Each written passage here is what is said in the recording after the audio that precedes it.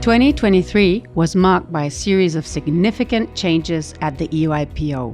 Overall, 2023 saw a modest growth in trademark filings, with registered community design filings increasing markedly. Our output also increased markedly, thanks to the excellent work of our staff. Even with this increase in filings, we maintained our high level of quality and timeliness, ending the year with all customer service charter indicators within the compliance threshold and the overall customer satisfaction rate reported at 91% by the end of the year. This excellent performance was confirmed by both the external stakeholder quality assurance panel's audits and the internal quality checks. The EUIPO also saw the start of a new strategic direction as from October, with João Negrão taking up the post as new executive director. In December, with the Strategic Plan 2025 almost 3/4 executed and due to be finalized at the end of 2024, an all-inclusive and open consultation was launched in support of the next Strategic Plan 2030 to set the course for the EUIPO and the European Union Intellectual Property Network for the next 5 years. Cooperation with member state IP offices continued through the implementation of the European cooperation projects, with 130 implementations and extension of new initiatives under the European cooperation projects for support to small and medium-sized enterprises, such as the framing of the European IP Information Centre. Further afield, the Office continued its international cooperation framework beyond the EU via the EU-funded projects implemented in Africa, the Caribbean, Latin America, Southeast Asia, China, and Georgia. These projects are an important instrument to address issues identified in the Commission's report on the protection and enforcement of intellectual property rights in third countries. We also continued our close relationship with the main IP offices globally.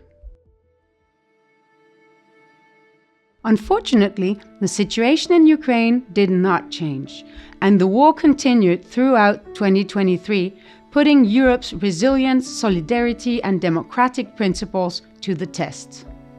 At the EUIPO, we rose to the occasion, implementing all the required restrictive measures and extending time limits where necessary, but also advancing in our long-standing collaboration with Ukraine, with the signature of a Memorandum of Understanding with the new Ukrainian National Office for Intellectual Property and Innovation, a visit to Kiev, together with an EU delegation, and the extension of the SME Fund to cover Ukrainian small and medium-sized enterprises. Last year also saw the landmark decision by the European Council to open accession negotiations with Ukraine and Moldova and grant Georgia candidate country status, coinciding with the preparation of a new EU funding project in the region. In 2023, the SME Fund completed a third year of successfully supporting SMEs to protect their innovation and creativity through IP, receiving 34,801 applications from SMEs across all 27 EU member states and Ukraine. In total, the Office reimbursed under the multi-annual fund scheme almost 18 million euros in 2023 alone. 2023 also saw the establishment of the EUIPO's Mediation Center, a major step in supporting citizens and businesses in managing their IP rights effectively and helping avoid expensive, unpredictable litigation processes when disputes arise.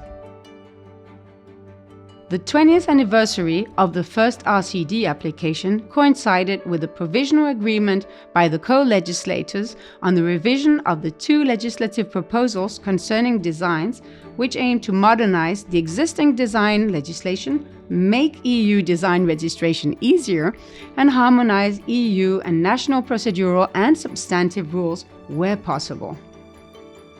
The 4th edition of the Design Europa Awards took place in Berlin, celebrating excellence in European design.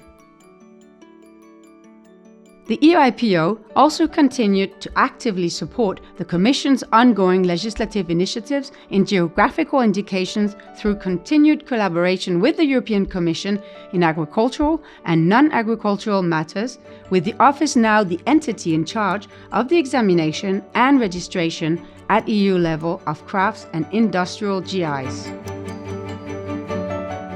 Enforcement of intellectual property rights was also high on our agenda, with the EUIPO providing additional support to member states and EU institutions, taking into account the inclusion of IP crime as a priority in the European multidisciplinary platform against criminal threats and the preparation of the European Commission's recommendations on measures to combat counterfeiting and enhance the enforcement of IPRs included in the Commission's IP Action Plan.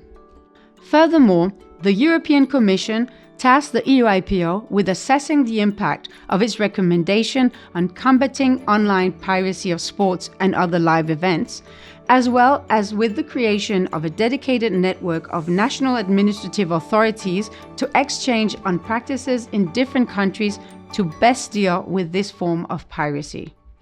Intensive interactions with user associations were maintained and consolidated throughout 2023 with roundtable, webinars, congresses, working groups, conferences, annual meetings, as well as the formal user group meetings. The EUIPO, through its academy, continued to invest in the development of staff with over 600 distinct training initiatives. We also carried out important upskilling and reskilling work in view of the digitalization of the office and the implementation of artificial intelligence solutions.